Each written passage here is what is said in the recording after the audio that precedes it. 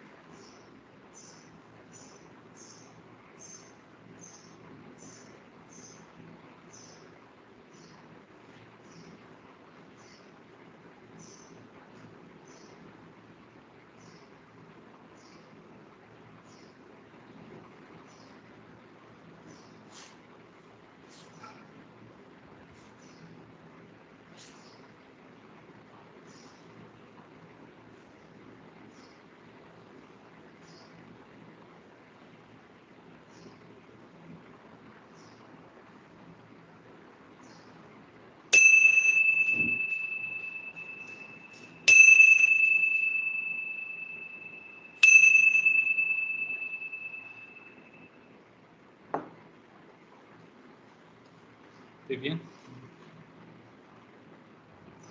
Divya, you're on mute. Divya, you're on mute. Yeah, sorry.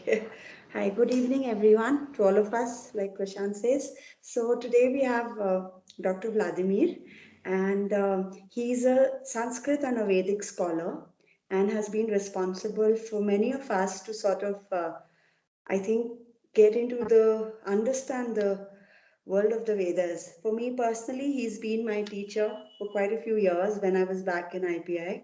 And there's there's a lot I think that he has to offer, and it's all about I think a world that we normally have no idea about the Vedas. So here's I'm hoping you'll all sort of come together and hopefully to go on a journey. Thank Mm, you, Vladimir. thank Very you. very Thank you, happy Divya. to have you here again. Thank you. Yeah, happy to be with you. Thank you for inviting me. And this is my home IPI for many years.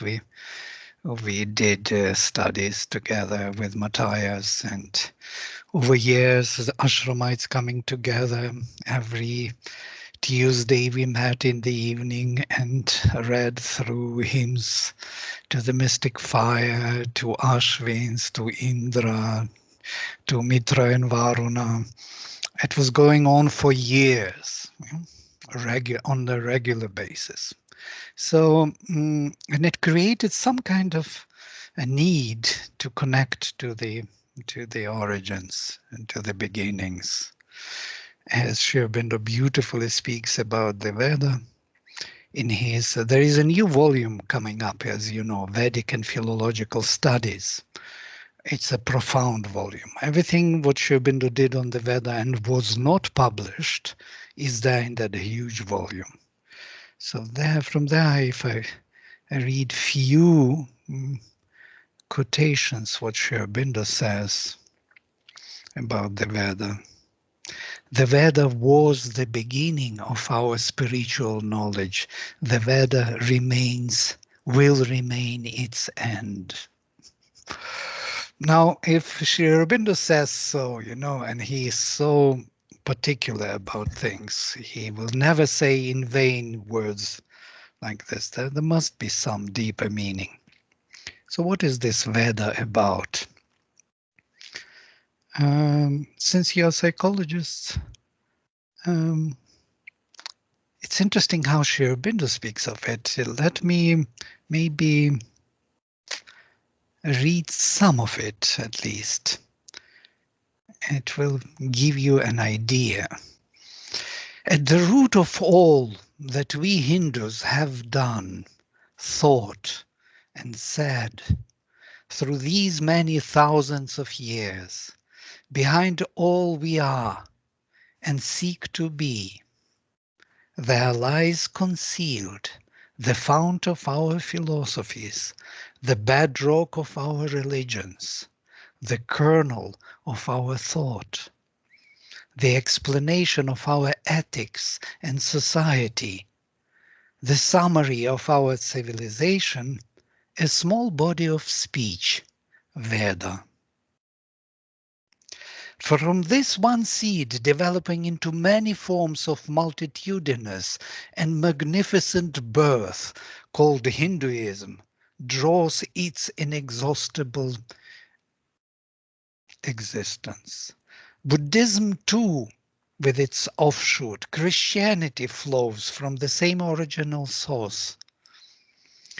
It has left its stamp on Persia, through Persia on Judaism, through Judaism, Christianity, and Sufism on Islam, and through Buddha on Confucianism, and through Christ and medieval mysticism, Greek and German philosophy and Sanskrit learning on the thought and civilization of Europe.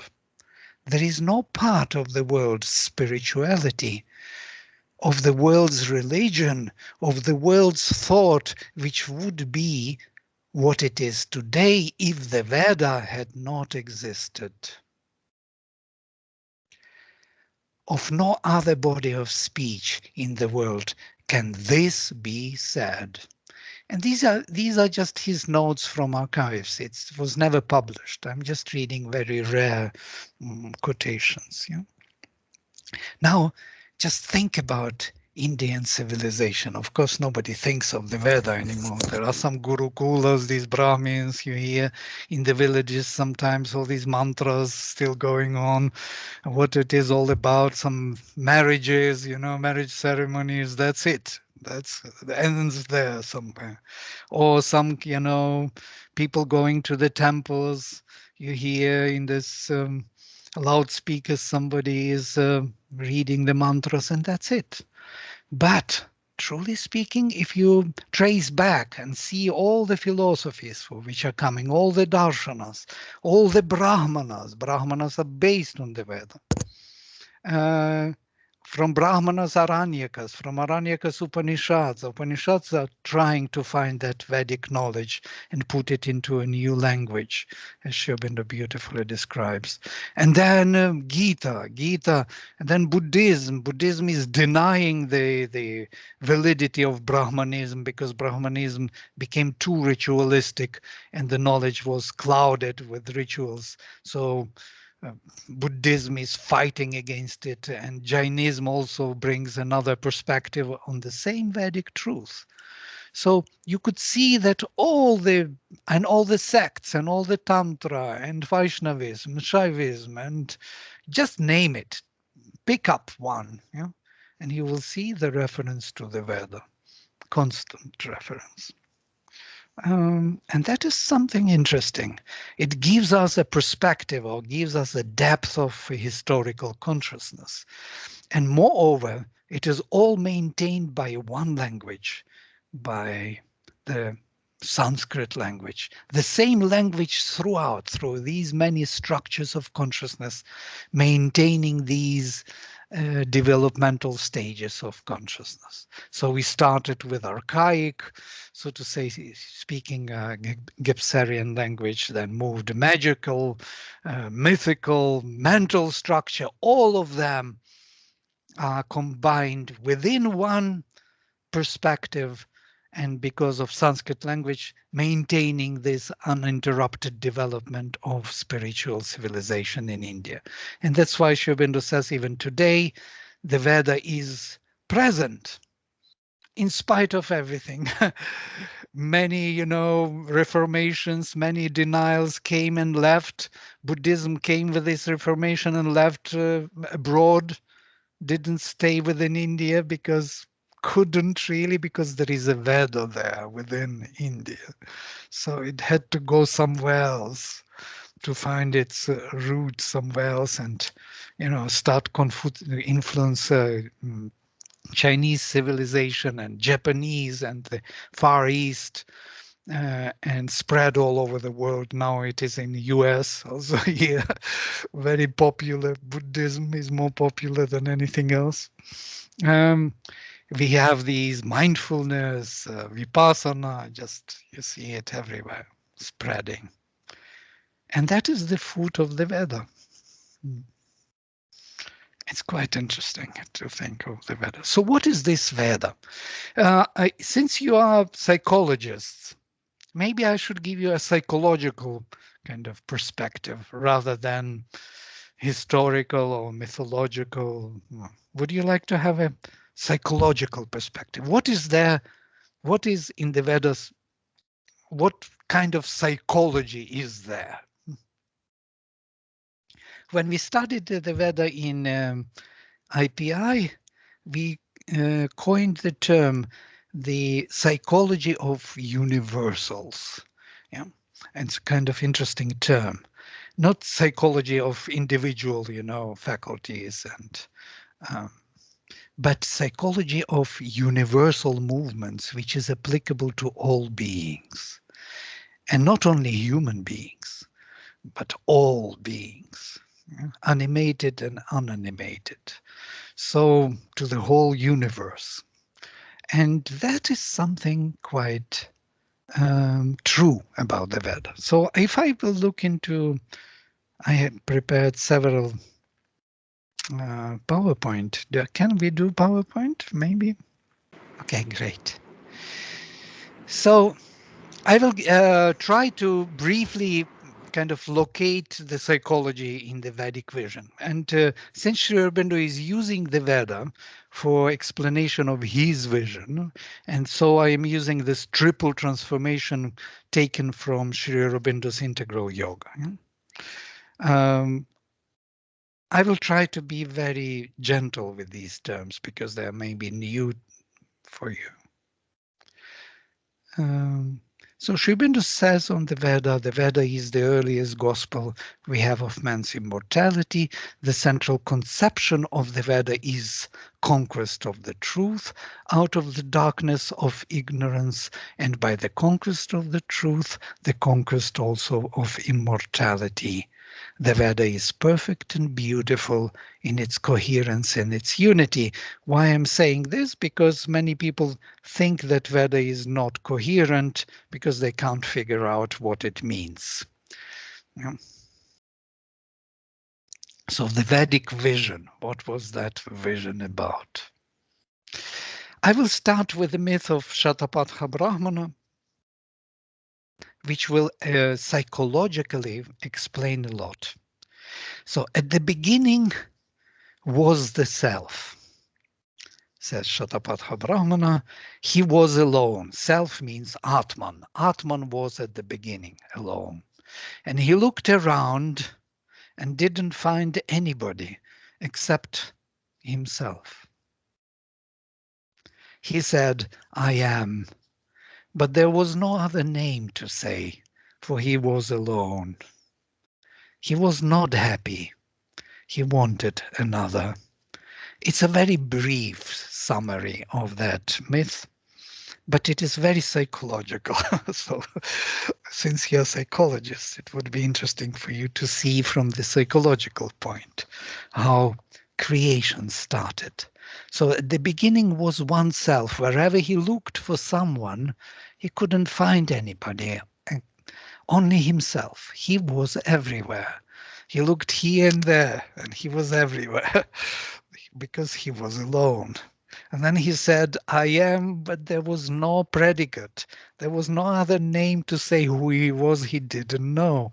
He knew himself as I am what I am, as you remember from the Bible. I am what I am. So he could come only to himself, know only himself as such. And there is more to this myth, which is not written here. And then he became afraid. The fear came to him. And that's why Shatapatha Brahmana says, that's why the one who is alone is always afraid. And then he thought, whom am I afraid of? If I alone am, I who is omnipotent, omnipresent, omniscient. Whom am I afraid of? And fear vanished.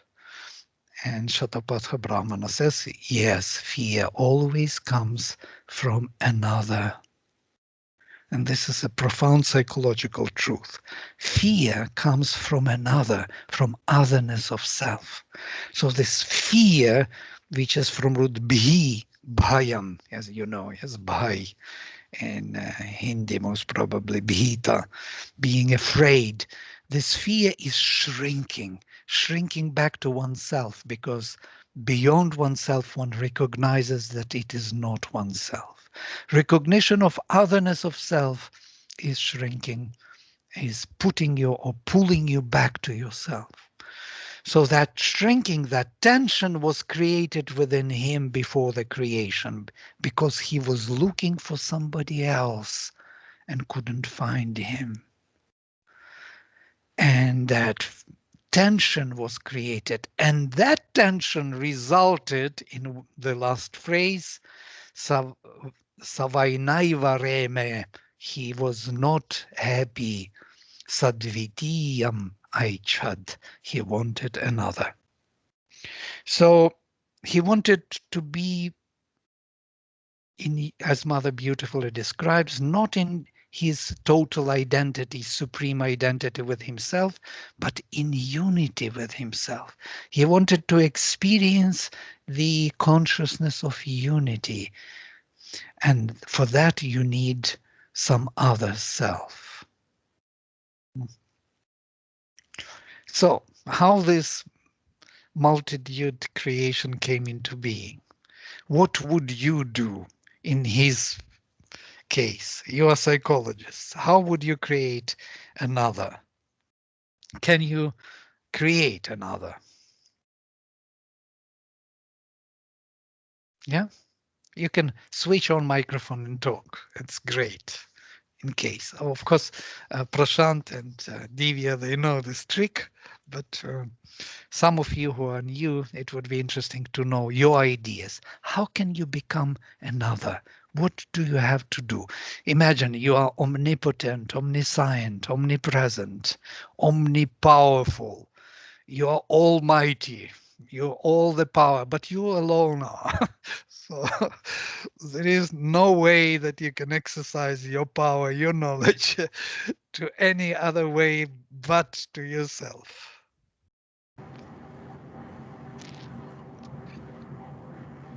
Yes, some ideas? Aditi? I'm not a psychologist. Yeah, go ahead, Anamika. Yeah, but I would create an entity, someone who's like me and who love me. Very nice. The last part is the best. Yes, yeah, of course. But he wants to do it, but he doesn't know how to do it. How would you do it if you everywhere only you, and nobody else? How can you do How will you other create another? entity? Aditi? Aditi? Yeah.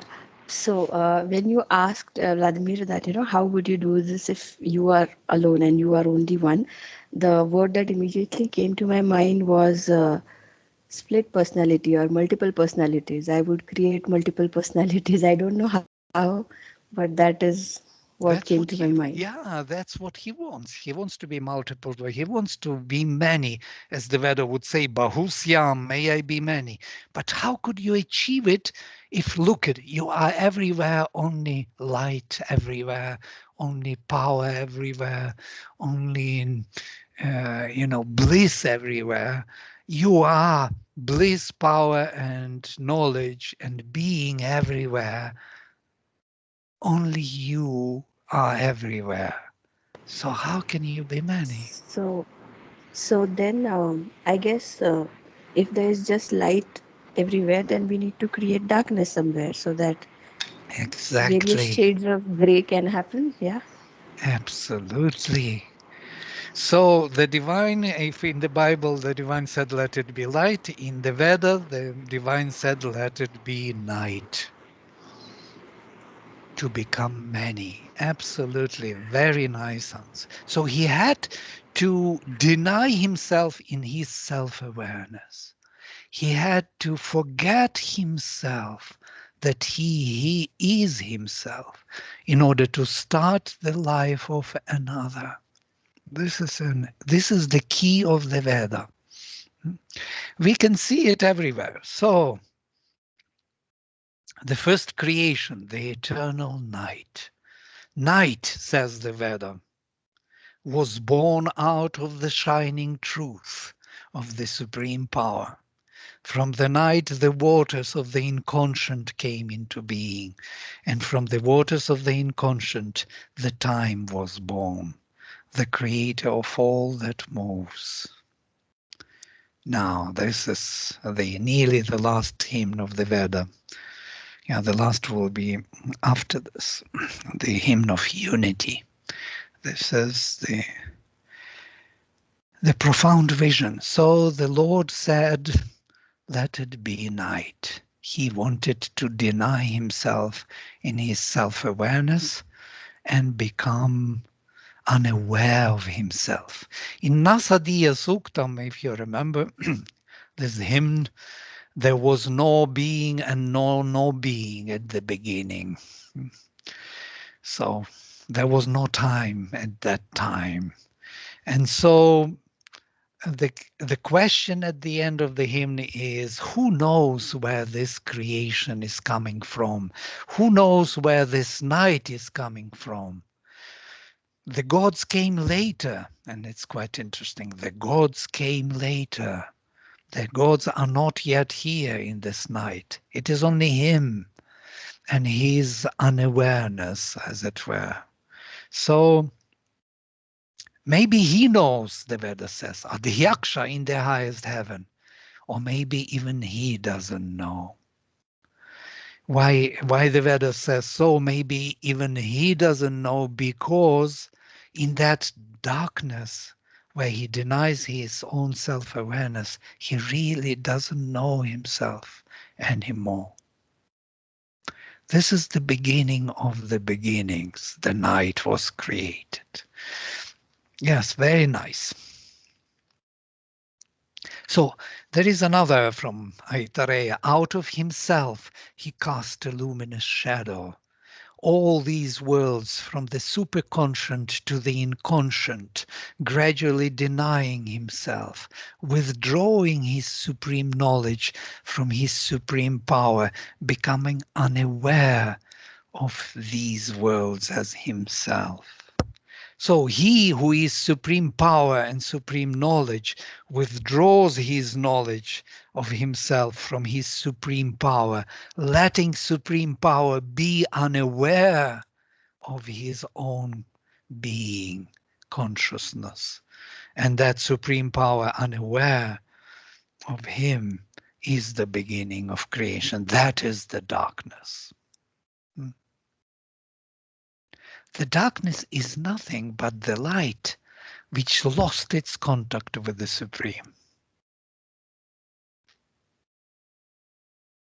This is something to understand, because if we look into the Vedic hymns where the Rishi is invoking Hvayami Agnim Prathamam Suastaye, Hvayami Mitra Varuna Ihavase, Hvayami Ratrim Jagato Niveshanim, Hvayami Devam Savitaram Utaye.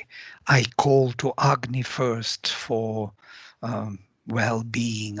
I call to Mitra and Varuna, the divine consciousness and being, for support. I call to night. I invoke the night, who introduces all the beings into this manifestation, says the Rishi. Rishi invokes the night as his friend, as the location in which we are all located. It is the place we are all placed as the souls, as the sparks of the divine. All right. Sri Aurobindo is a quotation from his beautiful poem Savitri, in the enigma of the darkened vasts, in the passion and self-loss of the infinite, a contradiction founds the base of life. The eternal, the divine reality has faced itself with its own contraries. Being became the void, conscious force nescience, and walk of a blind energy. And ecstasy took the figure of world pain. So everything was pulled down. Only the blind energy remained, but it became blind. It lost its awareness of what it is. So in the mother's story, and I'm coming to the mother's story of 4 supreme emanations which came from the Supreme, it's another way to say the same, but in a more concrete way. So consciousness in light, bliss, truth, and life were first emanations of the Supreme, which had to manifest the Supreme, to create some other being for him. Bahusyam, may I be many. So when they were given this task, they knew themselves as a Supreme, and they started to move as if they were the Supreme, though they were only emanations. So in their non-collaborative approach with each other and the Supreme, they gradually lost the connection with the Supreme, and consciousness in light gradually fell into its opposite. And you see at the bottom, this is the sign of darkness. So consciousness in light turned gradually into darkness. Bliss, which is next, turned gradually into suffering and pain. Truth, which is supermind, we will speak about this. This is the recovery of Sri Aurobindo's knowledge. Gradually turned into falsehood, and life, which was always immortality of the divine being and consciousness and bliss, that one who alone is, turned into death. So for the first time, he could die. He was not able to die before.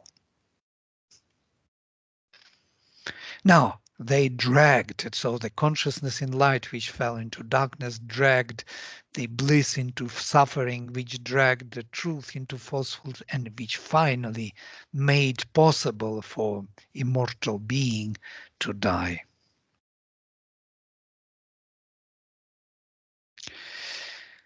So, having seen this, what happened to the first emanation, the Supreme Aditi, the Divine Mother, the Supreme Consciousness power, Chit Shakti in the Vedic tradition, Chit Tapas,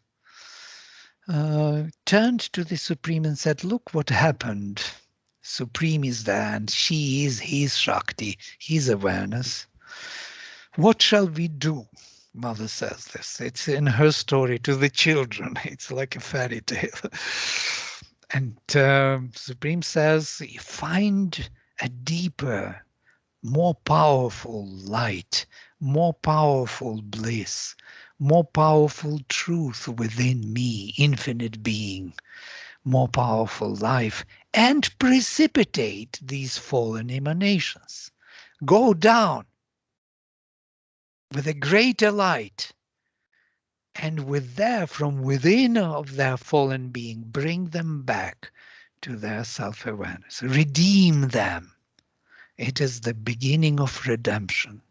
So when the first involution took place, and that is the involution in terms of Sri Aurobindo's terminology, when the first involution took place, says the Veda, and the light was turned into the darkness, the creation became as if unsteady. It could not sustain itself because it wasn't. Shithilam eva, it became shaky, adhruvam eva, as if unsteady. And this eva word, as if unsteady, as if shaky, because there is no other way to describe it.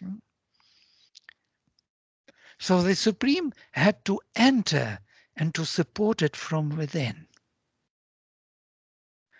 When he entered, as the Veda says, himself by himself, Atmanatmanam Abhisam Vivesha, the creation became steady.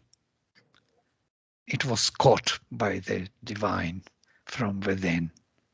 The fallen emanations, the darkness was held accountable now. It could sustain itself. When all was plunged in the negating void, non-being's night could never have been saved if being had not plunged into the dark. These are the lines from Savitri. These are the fundamentals of all possible psychology, philosophy, sociology, linguistics, art, science. Within our unconscious darkened being, there is the supreme light, which sustains it, which allows it to be. Non-being's night could never have been saved. It could not sustain itself even, because it wasn't. Unless, if being had not plunged into the dark. This miraculous creation would not be possible. This becoming of the being would not be possible.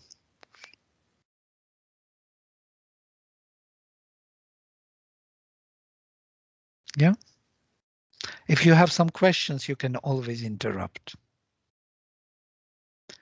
So in the mother's story, in order to repair the fall of the first emanations, the Supreme Mother Aditi delegated out of herself the force of love, that very love which was mentioned before, which we all as psychic beings here represent. We are the sparks of that love towards the divine.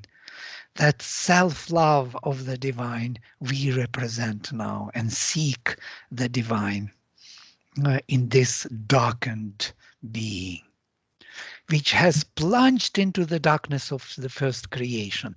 In the Vedas, it is Agni, the divine will, the first avatar who lay down and hid himself within the darkness, the immortal among mortals. It is because of his presence that everyone is evolving, seeking after the higher knowledge of the Supreme. The evolution takes place from now on. Everything is seeking the divine because the divine is within, seeking itself in this darkened universe and wants to find it himself outside somewhere.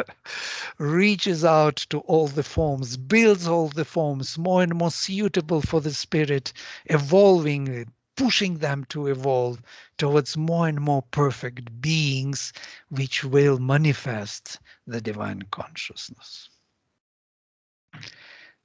Yes? I hear the microphone. Maybe somebody wants to say something. I don't see you, unfortunately. I see only the one person. It would be nice if I would see your faces. I would know where I am. I am in all these presentations. Can't see all. Does it make sense until now, or it's just total mythology? For me, it is a light which is actually opening everything, opening all the secrets.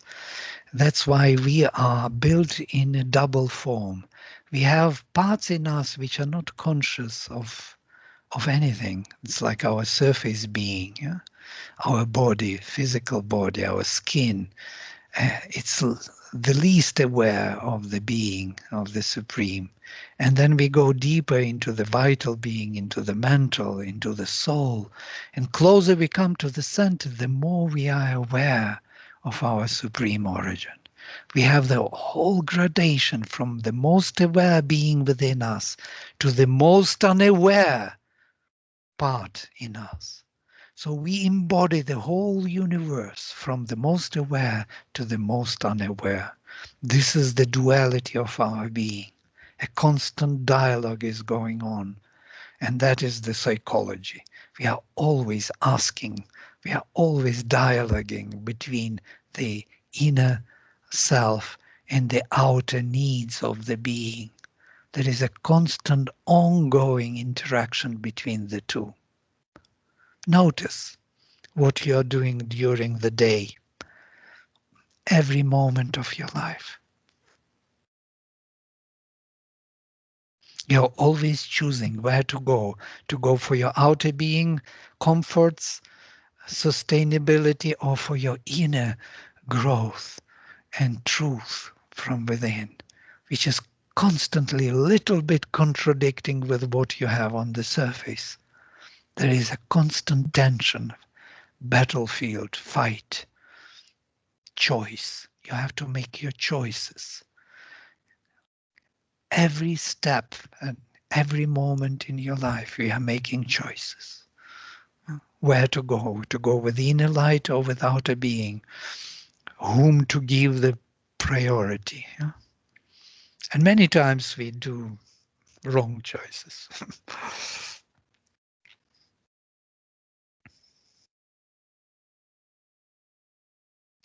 So when Mother descended into the darkness of our inconscient being, she found at the bottom this beautiful picture by Hota, the supreme first avatar who was laying down at the bottom of the inconscient, that very first light which entered. And for the first time, as Mother says, this being opened its eyes. It was neither he nor she. So it is because of that light within the darkness. This is the secret of the Veda. The secret of the Veda, there is a book which is called The Secret of the Veda by Sri Aurobindo, is that within our darkness there is a hidden light which makes all things happen in this universe.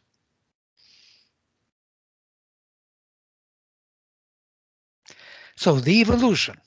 A soul of the divine is here slowly awakening out of its involution and concealment in the material inconscience. Now, matter itself is the form of that inconscience. It is the formation of that infinite, immortal being which forgot itself and could die. The matter is constantly changing its form. Dying is a perpetual living in time and space, changing the form constantly.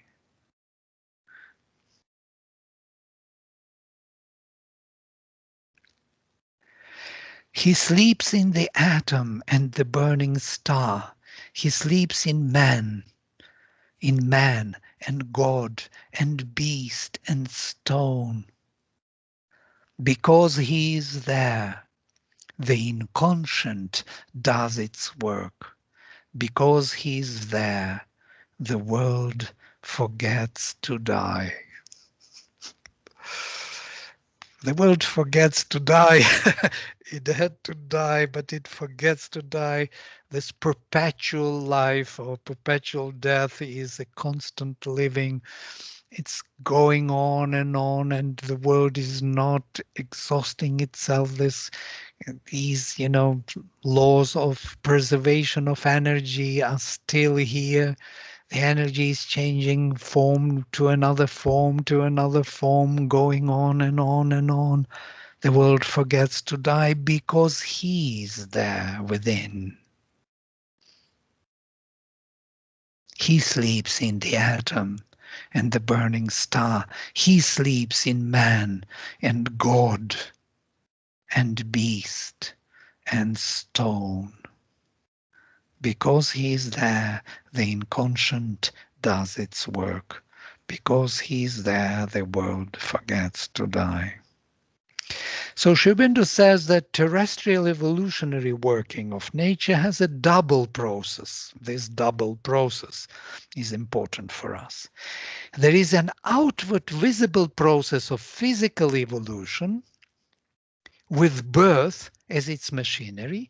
For each evolved form of body housing its own evolved power of consciousness is maintained and kept in continuity by heredity.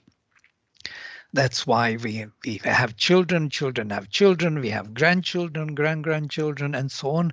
We pass the genetic code, the modification within genetic code to the future generations, uninterrupted process of physical evolution.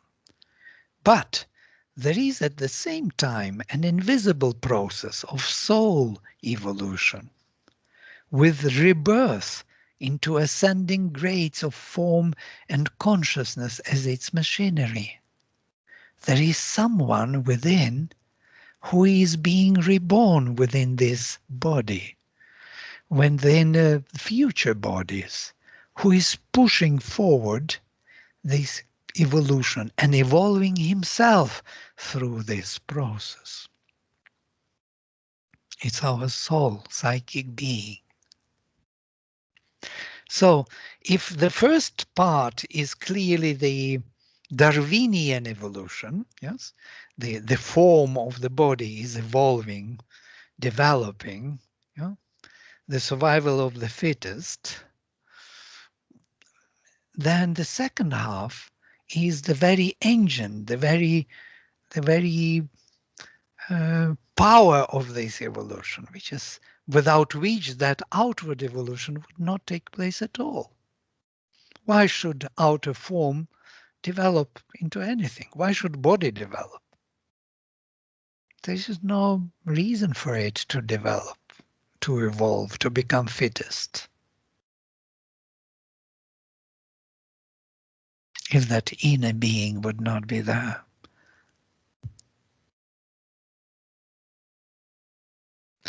And that psychic being is a very key to psychology. Yes, psychology and psychic being, just notice how beautifully it fits.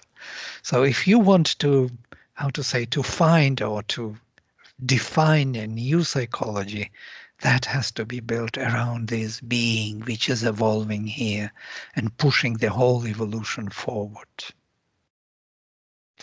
I will skip the whole vision of the philosophical vision of Brahman spirit levels unless you need them. I'm sure that this is a well-known thing. But I want to come to this.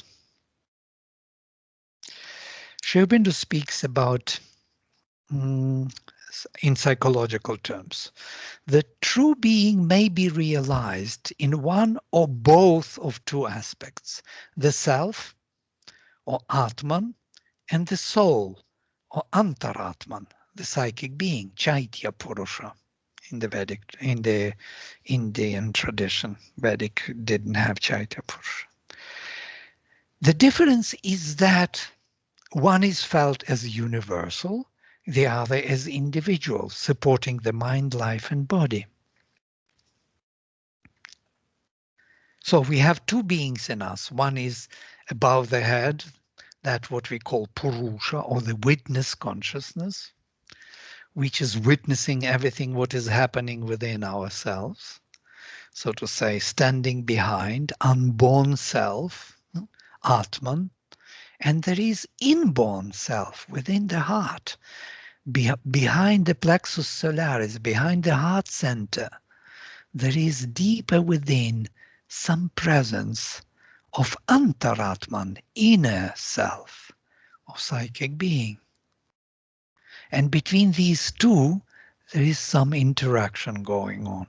So the second one within the heart is the projection of that unborn self, which is witnessing everything what is happening within us and without us. So when one first realizes Atman, one feels it separate from all things, existing in itself and detached. When one realizes the psychic being, it is not like that.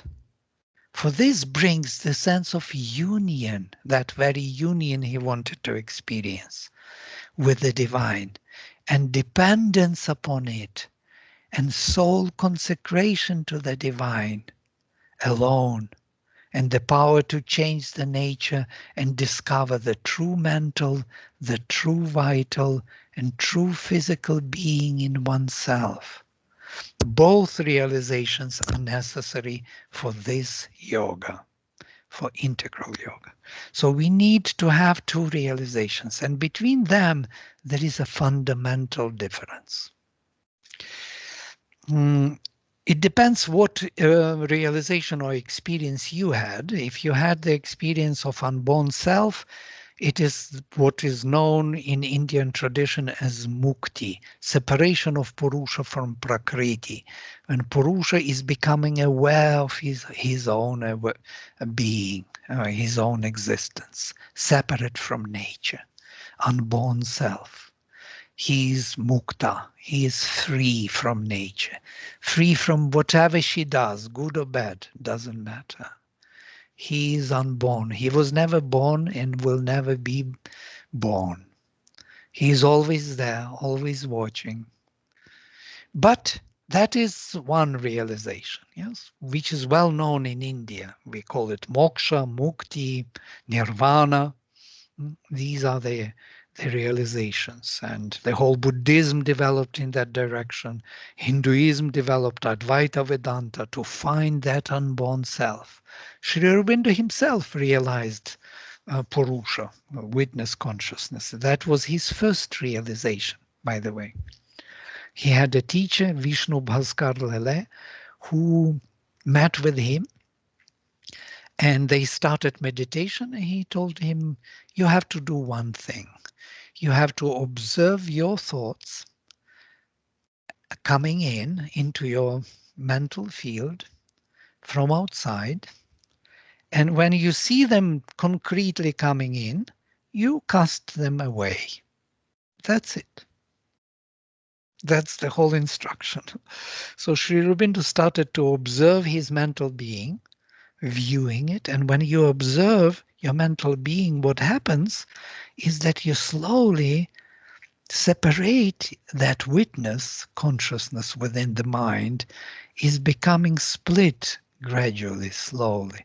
And then he says, my consciousness rised high above my head, and from that height I could concretely see my mind and thoughts coming concretely from outside. First I saw one thought coming from outside into my mental being, then another thought. They were like birds in the a windless air, yeah? Kind of coming in. So I cast them away, says Sri Aurobindo, and held that atmosphere for a while. And then the profound peace descended from above. And that was the silent Brahman, that nirvanic experience. There was a silence established in the whole being, which could not be disturbed by anything. That is what he calls separation of Purusha from Prakriti, witness consciousness. He saw himself like in the movie, he says. Like you see others. He saw himself as he sees others. He was one of them. And that is the realization of that Atman, consciousness. But psychic being is different. It is within the heart. It is seeking the union with the divine. It wants the divine to be embodied here in this nature.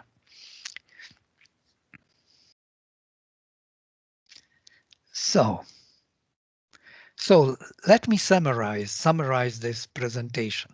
The first creation was the fall of the spirit, which laid out the field for its future manifestation. All the levels of consciousness were unfolded gradually, creating all the worlds in the involutionary order, from light to darkness, from superconscient to inconscient, from spirit to matter.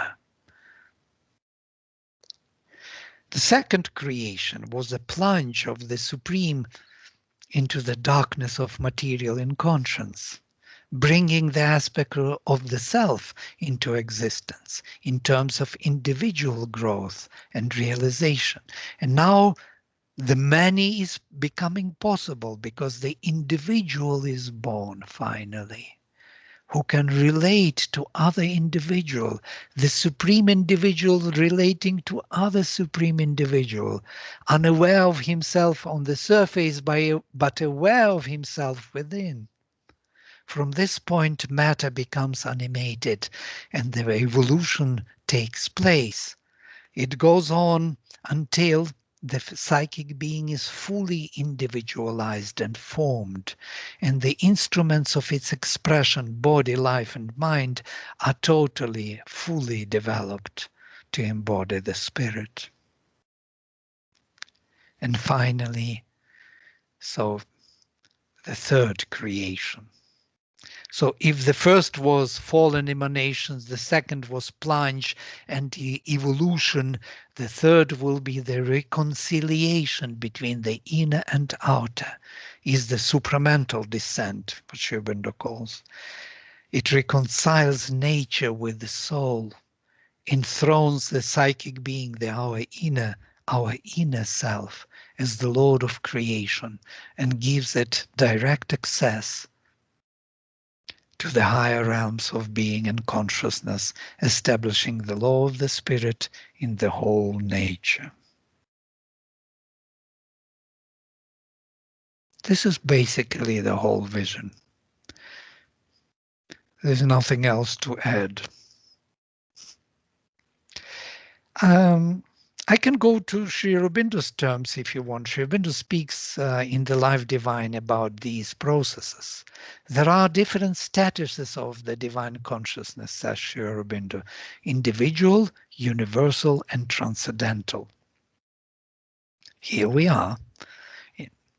There are also different statuses of transformation. First is the psychic transformation.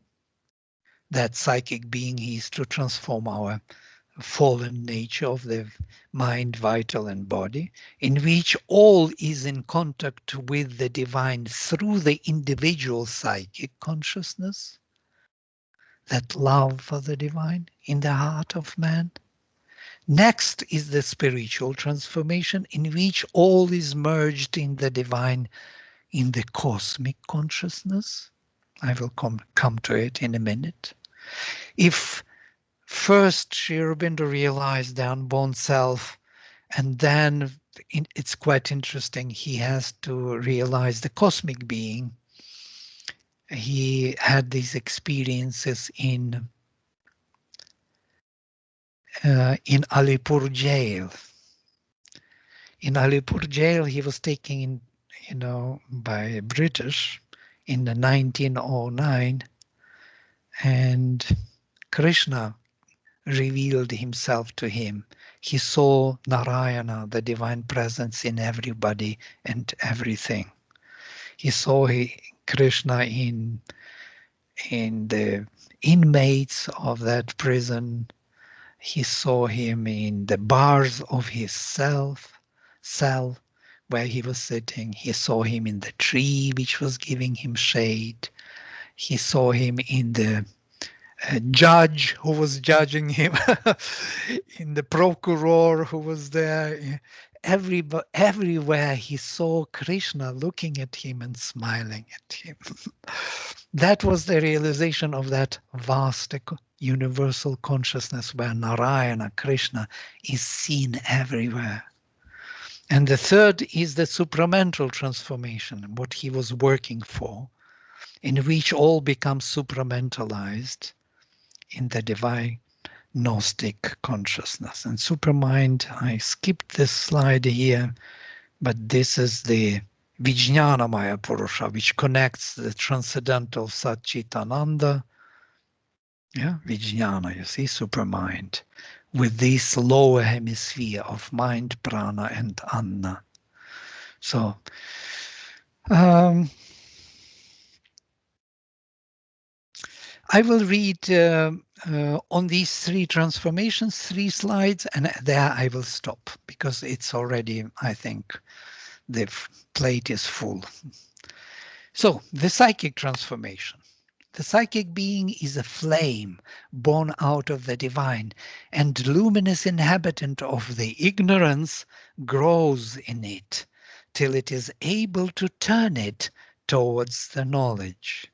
It is a deputy of the unborn self or Atman in the forms of nature, the individual soul, supporting mind, life, and body, standing behind them, watching and profiting by their development and experience. The psychic being, our soul, is watching and profiting by the development of the outer instruments. It learns how to be here in time and space, how to endure. That immortal being has to be here, and it has to build more and more its kingdom through them. And once this outer being becomes flexible enough to embody the inner being, then it doesn't have to die. It can sustain the immortal being. And that is the immortality of the Veda. The transformation, a constant transformation of our outer selves, outer beings. And that is called the sacrifice, yajna. Yagya, yeah, that yajna which is taking place is a transformation of our outer unregenerated being into more suitable instrument of the inner divine being. If it can come forward into the front and govern overtly and entirely this outer nature of mind, life, and body, then these can be cast into soul images of what is true, right, and beautiful. And in the end, the whole nature can be turned towards the real aim of life, the supreme victory, the ascent into spiritual existence. So it must come to the front and take charge of our mental, of our thoughts, of our vital, our emotions, feelings, sensations, and of our body even, consciousness. The spiritual transformation follows the psychic. Now notice, this psychic which is now in front can, by spiritual influx, by the bigger presence of the divine in cosmos, enlarge itself and embrace the whole world in an intimate communion and oneness, to see oneself in all being and all being in oneself, the Veda would say. This is the spiritual transformation. This is the sacrifice the Veda is speaking about. They speak about the spiritual transformation constantly. Or it may become aware of its eternal companion and elect to live forever in his presence, in an imperishable union and oneness as the eternal lover with the eternal beloved, which of all spiritual experiences is the most intense in beauty and rapture. You remember Mirabai seeing Krishna everywhere. She lived in the presence of the beloved. She called to him in every form, in every being. Or Kabir's songs, this bhakti movement, finding him everywhere, to live in his companionship, with his friendship, being those gopis, running and looking for Krishna everywhere, and dancing with him and loving him. These are our souls which are looking for this universal companion, eternal companion, to live in his presence, an imperishable union and oneness, as the eternal lover with the eternal beloved. All these are great and splendid achievements, and that is the spiritual transformation of our spiritual self-finding, but they are not necessarily the last end and entire consummation. More is possible. And this is Sri Aurobindo. More, even more than this is possible. And this is more. Supramental transformation. The psychic transformation, that very psychic which has to take charge of our being and then enlarge itself. After rising into spiritual change, has then to be completed, integralized, exceeded, and uplifted by a supramental transformation.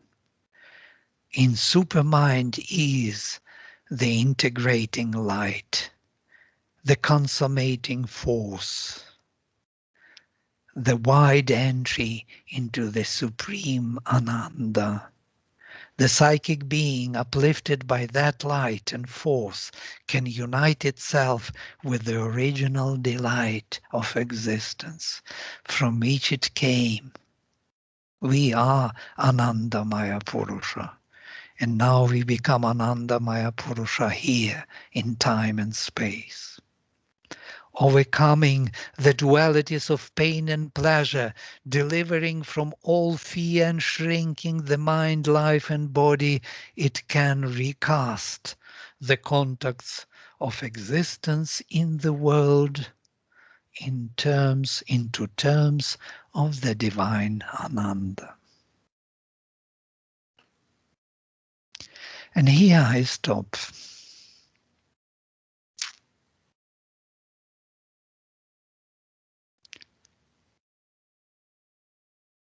So I had to give you the vision. This is the vision. To say everything in one go is quite a challenge. Within 1 hour, to give you the beginning and the end in psychological terms. Now, if you have some questions, observations, clarifications, please. It would be nice to interact. All your doubts, please cast them. I want to hear them. Chaitanya. Yeah? Thank you, Dr. Vladimir. This is really enlightening. So as I was listening to you, and I'm a psychologist, what I was thinking was for every uh, concern or psychological issue actually is a call to go deeper, is to connect to yourself, your higher self. That is what that was my takeaway. Um,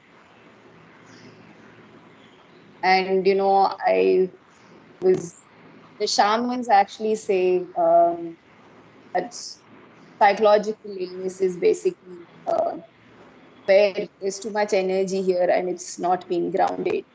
And I was connecting the darkness to shadow element, working with it. And Matthias G was telling us the story of Sagar Manthan. So what you were saying and the Sagar Manthan, the light and the dark, and then the coming together with that third, the supramental. I'm still getting used to the terms. The super mind. It was very, very um, so not. I mean, yeah. This it was more my way of connecting. Just how I brought it together. I'd I be can happy see to. only the top of your head. Can you just show your little more Oh, face? okay. Sorry. Yeah. So I'm just trying to connect it all, and You're this is going what. higher and higher. That's why I see only the top of your head. Would you, I mean, it was very nice connecting it this way. I'd be really happy and keen to hear your thoughts on it. Right. In the Veda there is no, you see, even this mantra now of the it is another myth of immortality, where the immortality is finally churned out of this ocean. Yes. But before the immortality was, the ambrosia was found, amritam was found, there was a visham, there was a strong poison which could destroy the whole world, and Shiva had to drink it and get his Nilakantha, he is called, with blue neck, yeah, because he stopped that poison there within the throat. So there are many, many interesting implications about this interaction of light and darkness.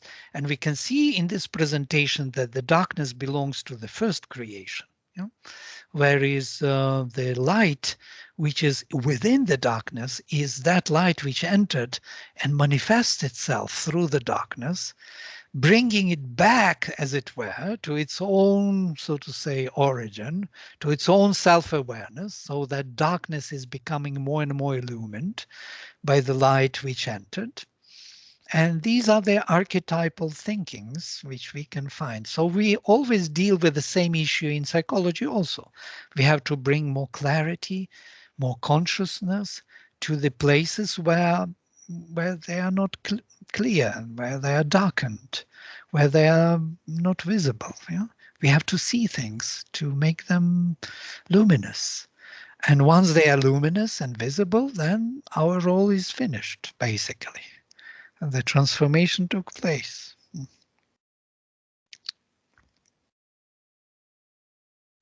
Thank you. Yes, you're welcome. Ashita? Thank you so much. I just had a clarification. Is the supramental Ashita, we can't hear you very well. hello? Yes. Is it better? Yeah. Yeah, it was breaking a bit, but now it's okay.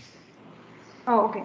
So I just wanted to clarify if the supramental transformation is the same as a Jivan Mukta. Does it have the same connotation? No, it is not. Jivan Mukta is more of that separation of Purusha from Prakriti, yes, the unborn self. There are two major realizations of our individual self. One is to separate Purusha from Prakriti and to discover Jivan Mukta, that Jivatma, yes, and that becomes the liberated. Mukta means liberated, when the soul is liberated. Yeah? So, but when the soul is liberated, it doesn't mean that transformation took place yet. So there is another stage, as Sri Aurobindo beautifully describes in the conversations with Pavitra, where Pavitra comes to him and seeks the ideal of mukti. He says, I want to have mukti. I want to see myself as I see others. And Sri Aurobindo says, yes, there are people in India who can give you this. If my yoga would be about that, I would continue this. But my yoga went to the second stage, where mukti is no more the case. Mukti is the first step in Sri Aurobindo's yoga. Yeah? The second step is to bring the power of the divine, or Mother Shakti, as we call. That's why we speak about the mother, into the Adhar, into our vessel. And that power has to rebuild it and make it suitable for the divine manifestation. So the Jivan Mukta is the one liberated, is the first step. Then the psychic has to come into the front, is the second part of this Jivan Mukta. And that is only one part of psychic transformation. Spiritual is to find oneself in all beings and all beings in oneself, to enlarge oneself into the cosmic kind of uh, in a cosmic way, to become as big as cosmos, to see the divine in every being, to see the beloved in every being, that bhakti movement, which is known in India very well. And finally, the supramental transformation is to open to the transcendental Satchitananda and to have the bliss in every touch, in every thought, in every feeling, the divine bliss. In every interaction, in every relation, there will be nothing which would not embody the divine bliss. And that means the realization of immortality, which is far, far away from whatever we think about here in this world. Thank you. Yes, you're most welcome. Aditi. Thank you, Vladimir. It has been a really wonderful session. I really liked it. So, we were talking about light and dark. So, two, three thoughts came to my mind actually, that if initially, because the light was feeling alone, it created darkness, does it imply that darkness was always there? Because how could you create something which was not there? Okay. So, is it Very good possible? Is it question. true? Very good question. Darkness is always there, only it was illumined by his self-awareness, and once he removed his self-awareness, that light turned into darkness. Darkness is nothing but light without him being aware of himself. Okay. So I had actually never thought of light as being part of dark, and in a way, it is very, very reassuring because then you don't have to really fight your demons. They are, it is kind of, light is there in them also. You just have to kind Abs- of bring them home. So that is, it's a relief almost knowing this Absolutely. concept. Absolutely. And by the way, light and darkness in the Veda is described by the two sisters, dawn and night. They are twin sisters, and they come together. They are kind of the dawn comes, and then she opens the day, and when the day vanishes, then the sister night comes and occupies the same space. And it is said that they are both of different form, but with the same mind, because they are nourishing the fire here within us. Night and dawn are two mothers who are nourishing the growth of the divine being within us. This is like churning of the ocean. They are both needed. Once we are coming to the light, what happens then? Why don't we stay in light? Why we have to fall into the darkness every time? Why do we have to sleep every day, every night? Why? And day also sometimes. It's quite interesting. We have to become unconscious every time. Why? Because that light, that experience which we got, we must bring. It has to sink down into the inconscient. It is accumulating the experience. It goes in, and that is the transformative process. Constant sacrifice. Whether we want it or not, we are doing it every day. We are transforming that darkness into light by this, what we are doing. Yeah. Thank you. Yeah. Niharika. Hi, Vladimir. Thank you so much for that beautiful, beautiful presentation. I was wondering if you would say that the psychic being is like a bridge between the ego personality and the Atman. Because just right now you said the first stage is to achieve mukti with the Atman, and then the second stage is to get in touch with the psychic being and live an embodied experience in this material reality. But could it also happen the other way, that the psychic being is the bridge and we don't ever achieve mukti or in the connection with the oneness or the Atman in this life? Or um, is it not really that separate in experience at all, the two But dimensions? by the way, you're absolutely right. There are other ways. I was speaking that separation of Purusha from Prakriti, it was the method by Sri Aurobindo.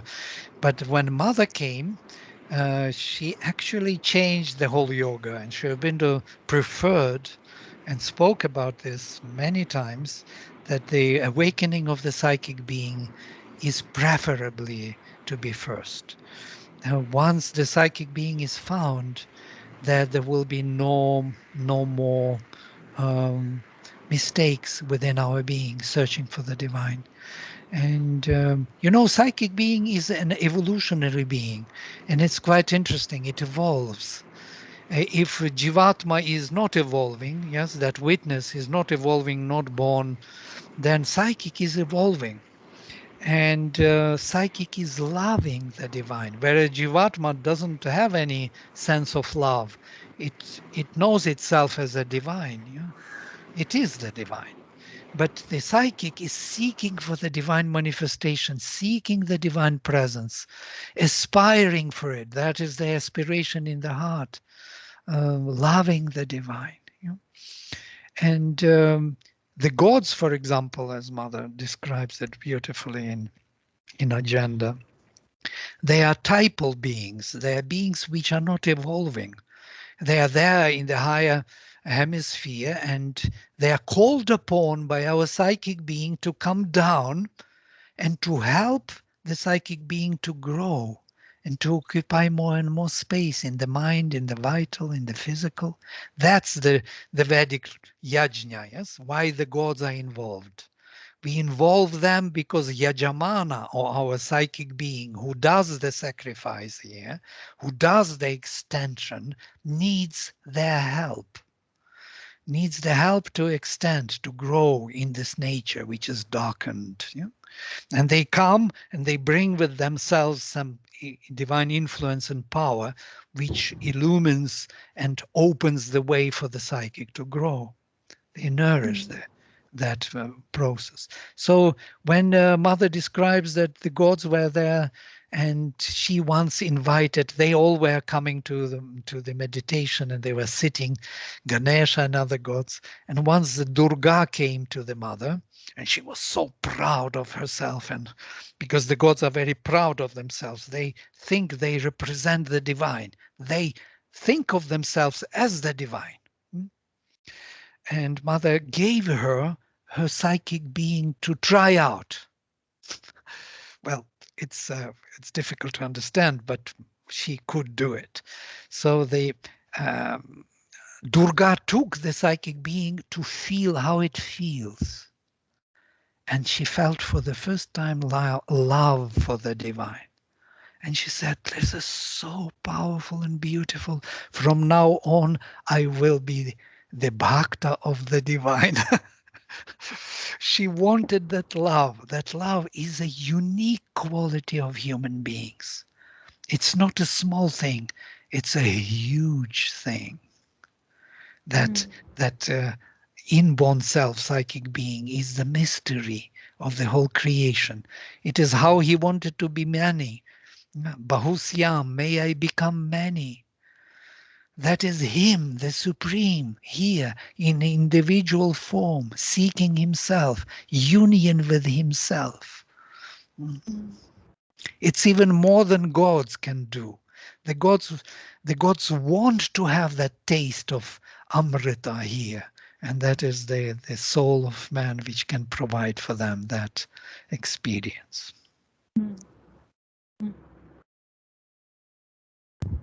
So would I don't know if there are really any people in the world who are associated purely with the Atman, but that kind of detachment, there is sometimes a tendency I feel in the spiritual world to detach, to not seek attachment in the human experience. And does that come from being Atman. actually separated from the psychic being and the love? Like, does it come from detachment from the love? Yes, these two, Sri Aurobindo says, they are both necessary. And one has to understand that Atman, who is unborn, and the Antaratman, who is inborn, Antaratman is a projection of that unborn self. They are beloved ones. Yeah? They are connected. We don't see that connection yet, but one is aspiring for the other. One wants to bring the unborn self into time and space, want to bring all the divinity into the activity here, calls to it, seeks its presence. And this is beautifully described in Savitri, how these two beings, how the aspiration of the divine within us merged with the divine unborn and became one being. And once they become one, then the realization is complete, basically. So, but between them there is a gap, as it were. Gap is the world, yeah, which has to be bridged. So through this world, the psychic is aspiring for the divine unborn. Thank you so much. Divya has a question. Thank you for these questions. They are very important. I'm glad that they are So, there. so Vladimir, Yeah, uh, the Vedas are amongst actually the most ancient texts, right? yeah, In there all the was not much universe. of the Vedas in this presentation. Yes, correct. Yeah, no, sorry, but you started off with the story of the Vedas, which already tells us right then that that's how we came into being, the whole Right. darkness and light. I'm just wondering how has it taken us so long to, like, it look, for most of us this is a very new story and it's so ancient. So I'm just trying to figure out, like, why, how are we so totally ignorant of, like, how are we ever going to get to the light, because we are just listening to the story now, and this is from the most ancient text. So how many more centuries before we can actually think of forget I mean even understanding this stuff, but the living seems like impossible, no? I mean, I don't But want to sound a pessimist, but but these are archetypal visions, imagery. You see, it is immediately it is immediately, how to say, effective for us as the human beings. We all carry it within our consciousness, within our subconscious being. We know about it. It touches us deeply. You don't need to be a great scholar or great psychologist. It is the profound universal psychology which works for everyone, for a child, for scholar. Doesn't matter who you are, because that is the truth of our existence here and consciousness in the most direct way. Archetypes of our existence. Yeah? Light and darkness. What are these? Yeah? Ignorance and knowledge. Light and wisdom and ignorance, and power and weakness, and um, the bliss and suffering. These are things which we are constantly dealing with. We don't need to really discover them. We know them from within. It's inbuilt in our nature. So we need only to tune our consciousness in such a way that we could see it and deal with it directly without too many concepts and intermediary explanations. Yeah? And the Veda is doing this for us. It goes straight forward to the very core, to the very quintessential archetypal way of looking at things, which is applicable to all times. That's why Sri Aurobindo says, Veda will be our end. It was our beginning, it will be our end, because we can't really speak about something more in a more concrete, in a more inclusive way. There is no other way to do it. Yeah? So there is another question by Puneet. Can I relate the first creation as Big Bang, or Big Bang is just a physical concept? And if Sri Aurobindo took something on it.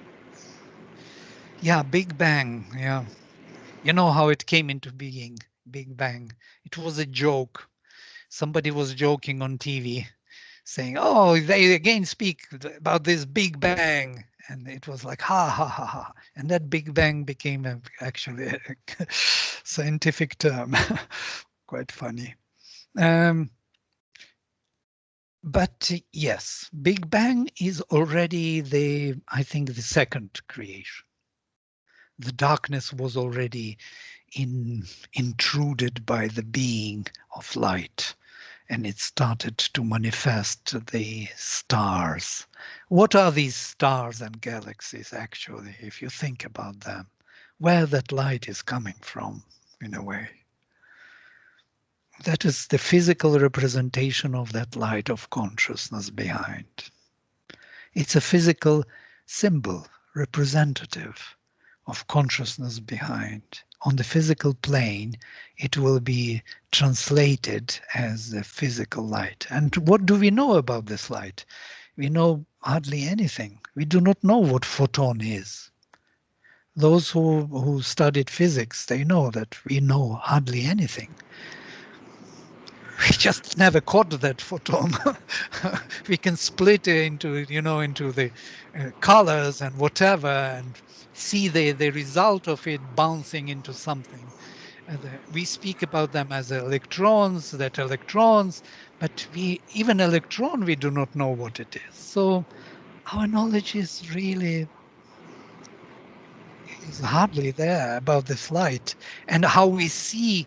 I was so surprised that we had a presentation by one physicist who explained how we see things, that the light, that photon which falls onto suppose if I will enlarge any object, like I press hand on hand, there is no pressure. There are huge spaces in between.